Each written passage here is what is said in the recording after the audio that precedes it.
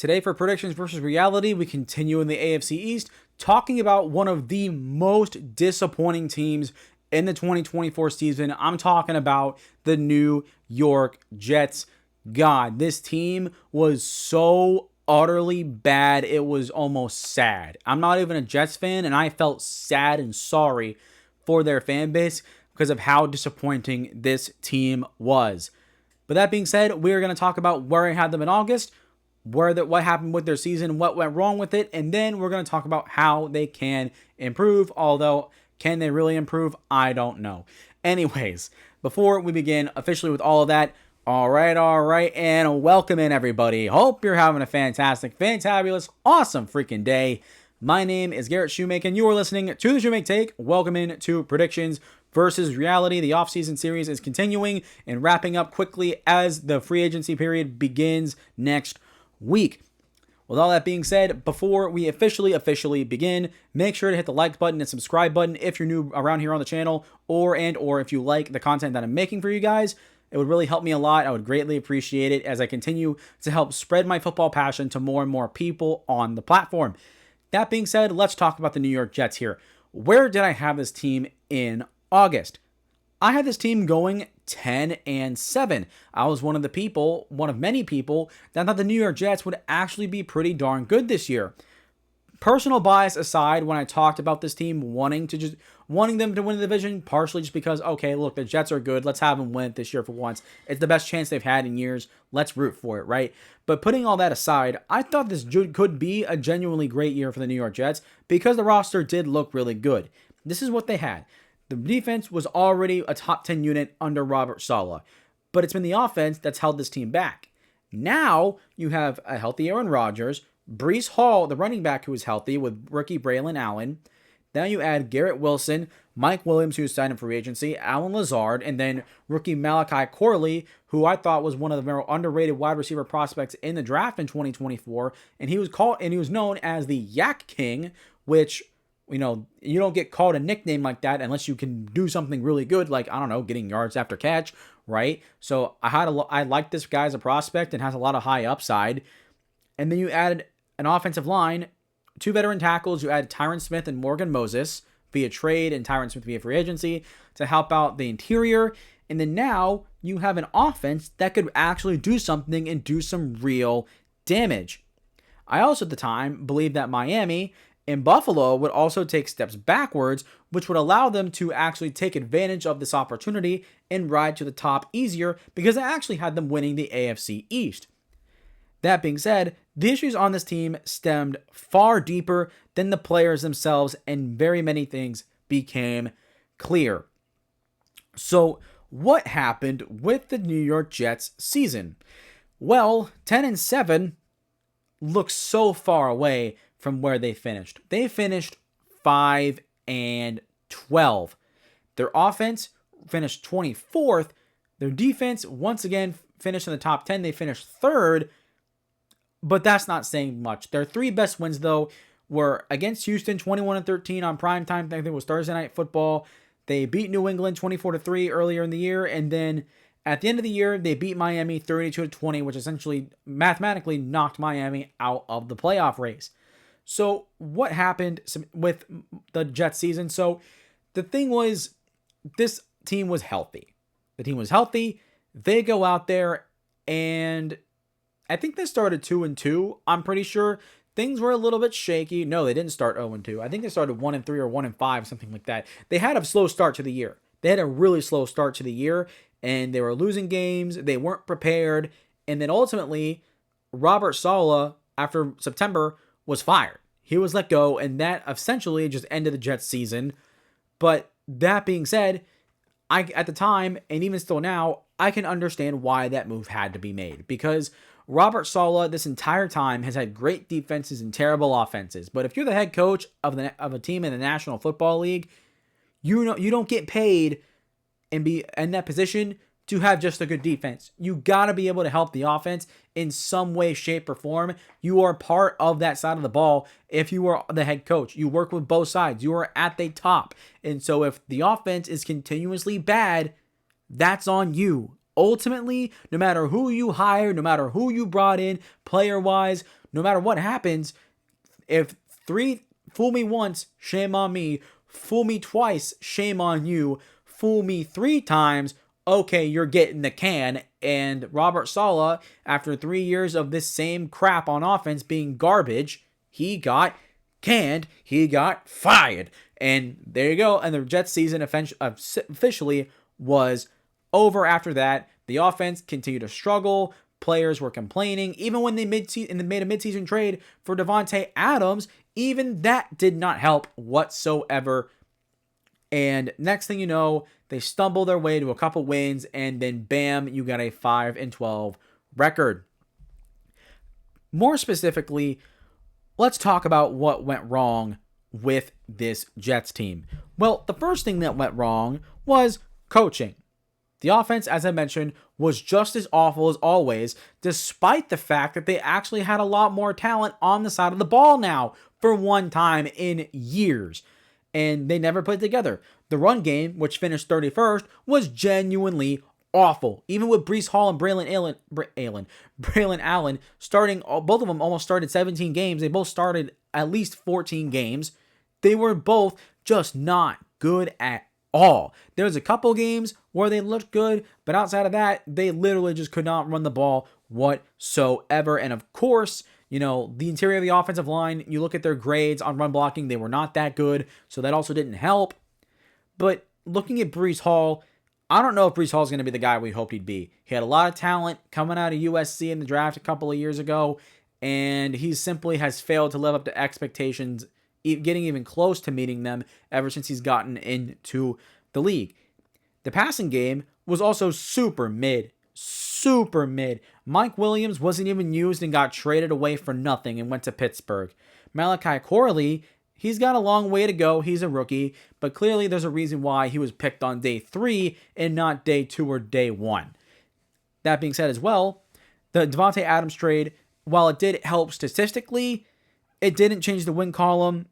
And then, even worse, it led to the misuse of Garrett Wilson, where Aaron Rodgers, all he did was just target Davante Adams and pretty much forgot Garrett Wilson was on the field until it was the fourth quarter and the game was already way out of hand, where they couldn't even have a chance at coming back, which Garrett Wilson complained about multiple times during the year, and now there's a reason why he is rumored to be traded this offseason.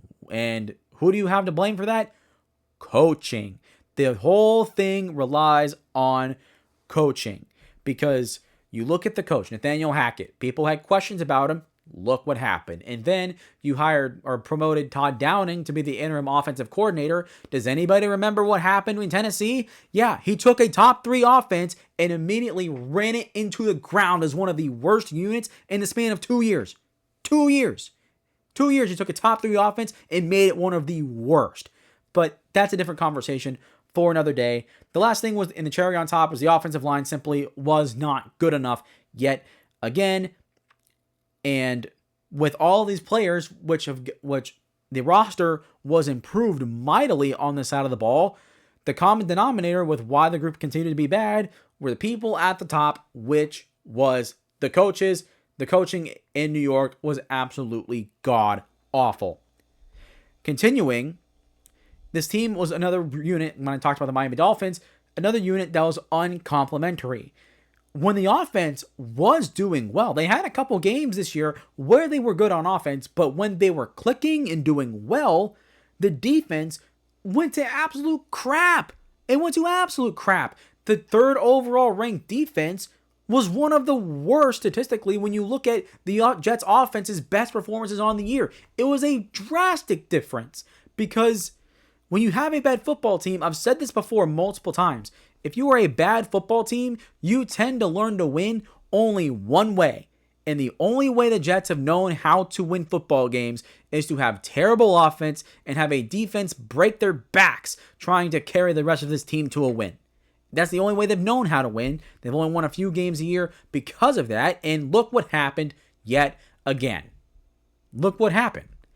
And when the Jets offense was doing well, the defense went to crap, because that's not how they win. That's not how they know how to win. And so you get a team that does not know how to play off each other whatsoever, and that reflected in their win column. It's been the same way for years now.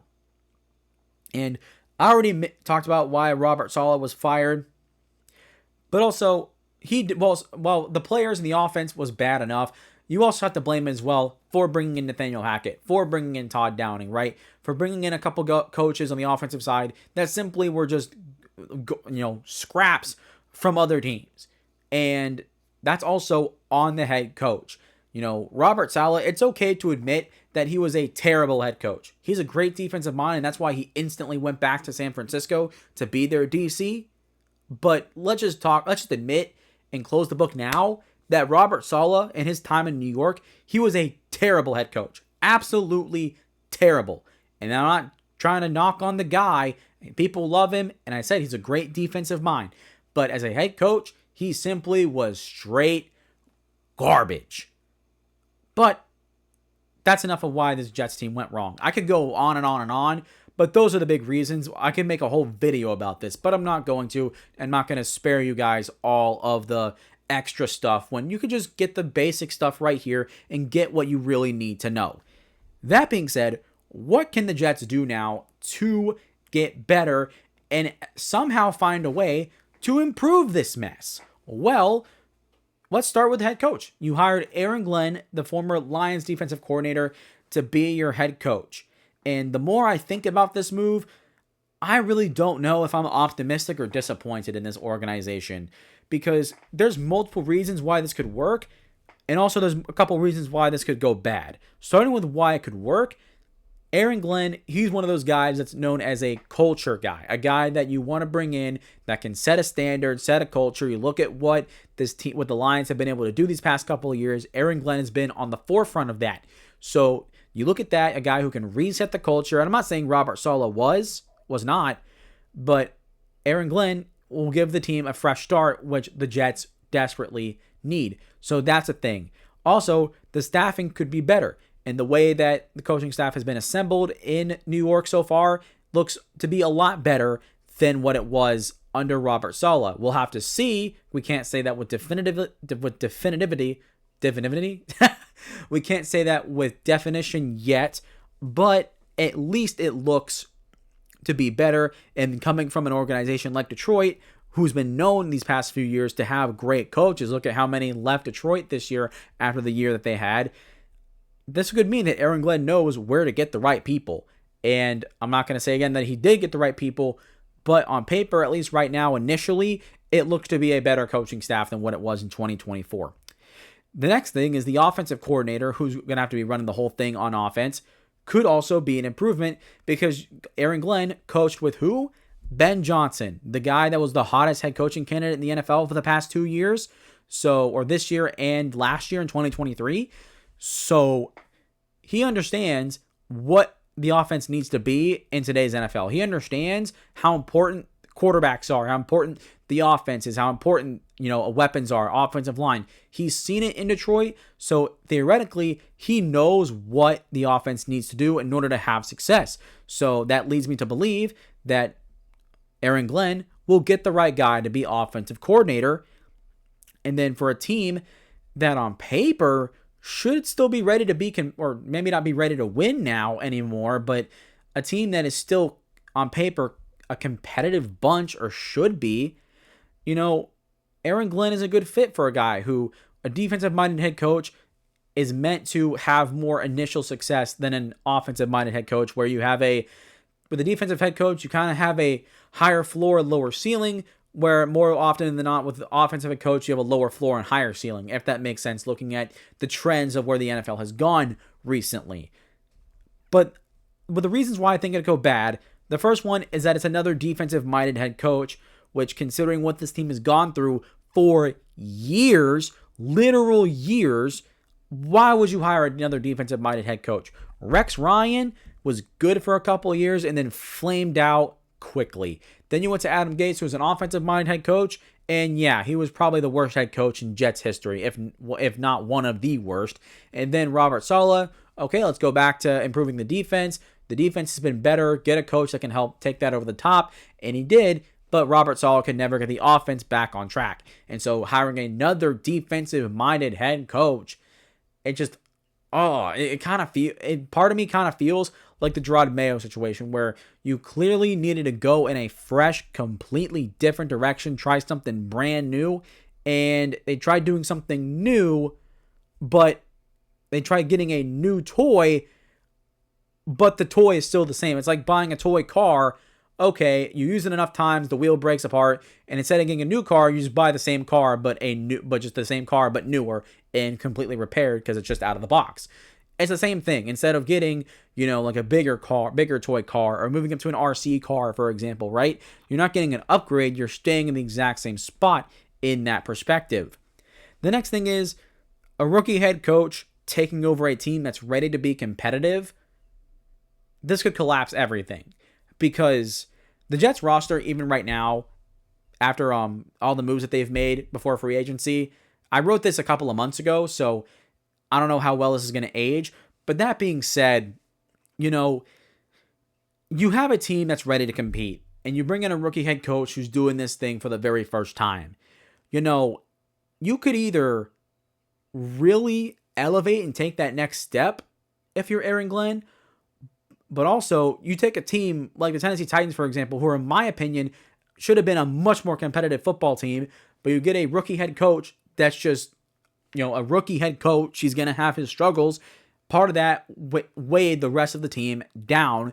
And for the Jets, who finally have a decent roster, it's not good anymore, but it's now at least decent, now, you should be able to get something out of that roster. But if you don't, the entire thing that's been built so far in New York is going to continue to break down more than it already has these past couple of days as I'm recording this video, because Garrett Wilson could be traded. Devontae Adams and Aaron Rodgers have been cut. They don't have 2 starting tackles anymore, right? Tyron Smith and Morgan Moses are both gone. And then on the defensive side, there's rumors that Sauce Gardner could be traded. DJ Reed, I think, is going to be a free agent. So you have a lot of issues on this team now that weren't there before. But even though the team is still competitive enough to win football games, I think, in my opinion, now if you add a rookie head coach, if the rookie head coach struggles, which is fine, he's a rookie head coach, he's going to make mistakes, he's not going to be perfect in year one. But if it doesn't work out, this roster is going to get even worse. And so even though you have a rookie head coach, instead of trending forward, you're going to be trending backwards. And the Jets cannot afford to trend backwards anymore. They simply can't. When is enough for the New York Jets fans to continue to try and support this team perpetually being bad year after year after year? Eventually, something has to give. Something has to give. And I don't know what that's going to be or what that looks like, but we cannot continue to be looking at Jets teams perpetually being bad over and over and over again. Something eventually just has to go right for the Jets, right? But who knows? I don't know if that's going to happen. But how can the Jets actually get better? If there's a way for the Jets to improve, how can this happen?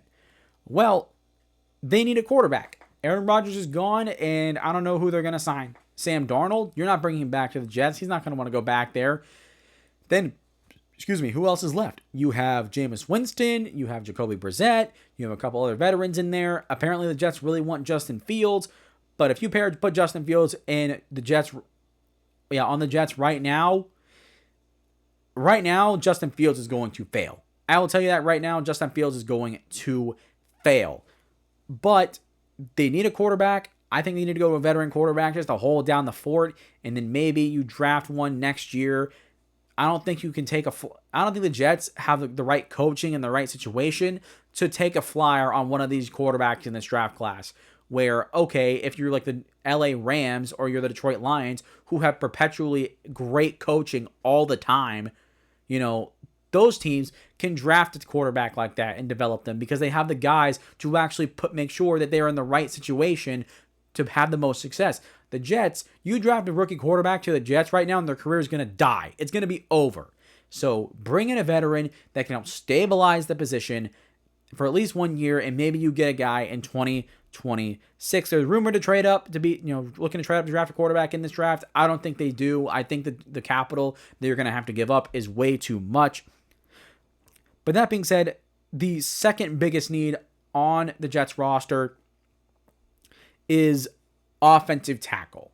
They really need a good young offensive tackle. They have not been able to find one forever. The last young tackle they drafted with a high upside was Mekhi Becton, and he flamed out. And then it's been a revolving door of veteran after veteran ever since then. So now, here's your opportunity to get a guy. Obviously, Calvin Banks, it would be a reach to pick him at number 7, but at the same time, he's a high upside player. I really, really like Calvin Banks, and maybe you take a guy there. The offensive tackle is that big of a need for the Jets, where I think you could realistically reach on that guy. The third biggest need is defensive tackle. Not because they don't need help at defensive tackle. The thing is, they have Quinnen Williams. He's great. He's an all-pro player, but that's it. They have good young edge rushers. They have Jermaine Johnson. Hassan Reddick's a free agent, but they also have Will McDonald, right? Those guys are going into year 2 and year 3, right? So if you add a young defensive tackle in that mix to pair with those 3 guys that I just mentioned, now you have a defensive line that actually could potentially be a consistently good unit that actually causes it to have, creates an impact on games and maybe creates an impact in the win column. The Jets defensive line has always been really good. The problem is they've had one missing piece on the defensive line somewhere, whether it's edge, defensive tackle. They've always had one guy missing. But now you get a defensive tackle maybe on day 2, or you draft a high upside guy on day 3 and let him see what he does. And if he develops, well, guess what? Now you have 2 really good defensive tackles and 2 young edge rushers that both have pretty decent upside. So now you get a whole defensive line that looks complete, and now they might actually be able to contribute big time into winning games for this group. A couple of the needs that I would like to see them address as well that aren't as important. Another young wide receiver would be nice. You have Malachi Corley, Garrett Wilson, of course, but if Garrett Wilson leaves, I think wide receiver might have to be the first round pick. It might have to be that big of a need if that happens. But right now, Garrett Wilson's still in the Jets, so it's not that big of a need. Along with that, they also need some good corner depth. I mentioned that DJ Reed's a free agent, but if the price is right, you got to keep him here. He's still a solid corner. Got a guy on day 3, and there you go. Just improve the depth at that position so this defense can continue to have success and be the forefront of this team. It doesn't need to be some put the whole team on the back type of defense, but at least you can get a unit that will still perform and do well all the way around. So adding all that there will help this team improve and figure this out. But ultimately, this feels like a pivotal year for the Jets. I don't know how well or how bad they're going to do. I'm honestly leaning to them being bad, because why would I root for them to be good anymore at this point? Unfortunately, I'm sorry, Jets fans, but that's how I feel about it.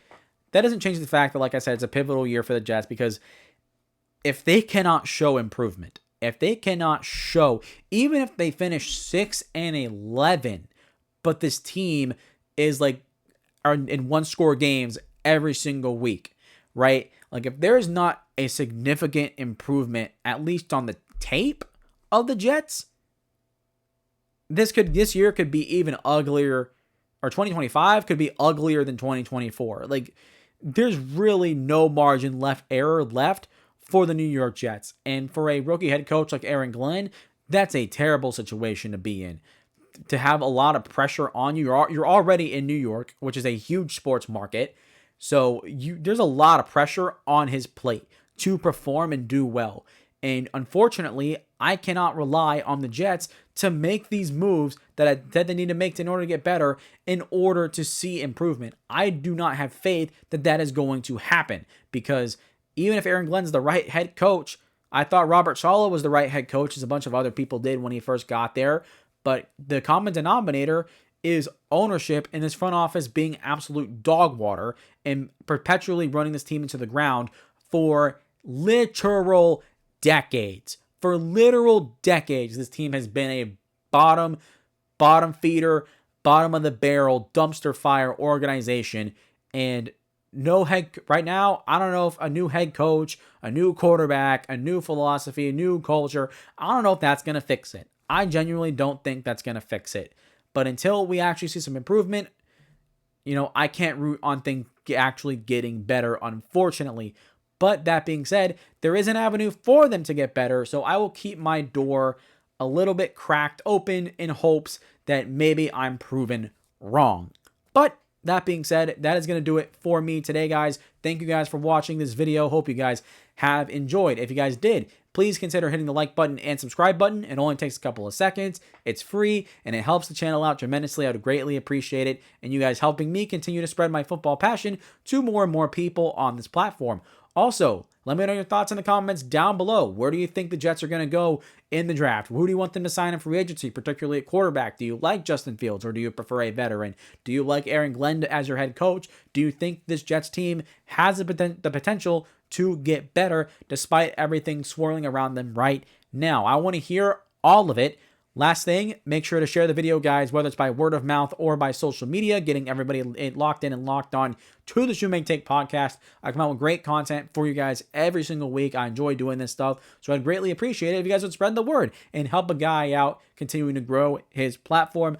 Also, I talked about it in the Miami Dolphins video. The Eagles predictions versus reality video got over 200 views somehow. For those of you that watched it, I thank you very much for watching it.